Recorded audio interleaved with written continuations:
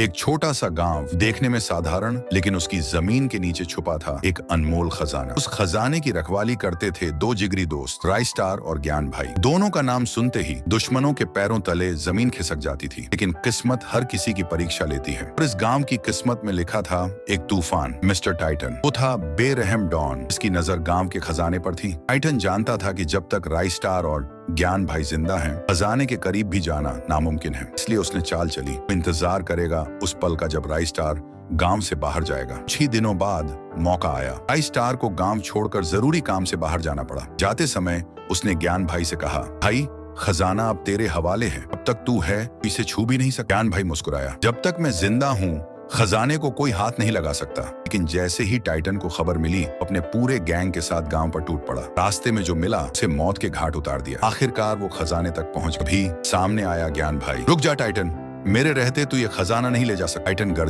जा मेरे रास्ते से, वरना अंजाम बुरा होगा। लेकिन ज्ञान भाई टस से मस नहीं हुए और ज्ञान भाई जमीन पर गिर। गैंग ने खजाना लूट लिया। कुछ देर बाद गांव लौटा राइस। उसने देखा चारों तरफ लाशें, जले हुए घर और जमीन पर पड़ा उसका दोस्त। ज्ञान भाई आखिरी सांसों में था। उसने कांपते हाथ से इशारा किया और कहा, ये सब टाइटन ने किया है। और अगले ही पल उसकी सांसें थम गईं। राइस्टार की आंखों में आंसू नहीं थे, आग थी। उसने दहाड़ लगाई, टाइटन अब तेरा हिसाब होगा। टाइटन अपने अड्डे पर खजाने की चमक में खोया। भी खबर आई, बॉस राइस्टार आ रहा है।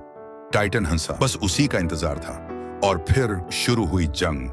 गोलियों की आवाज, बमों के धमाके, चारों तरफ धुआं। पूरा इलाका थर्रा उठा। जब धुआं छटा, टाइटन लाश बन चुका था और राइस्टार अपने गांव की गद्दी पर बैठा एक राजा की तरह खड़ा। उसने कसम खाई, ज्ञान भाई की कुर्बानी बेकार नहीं जाएगी। इस खजाने की हिफाजत में आखिरी सांस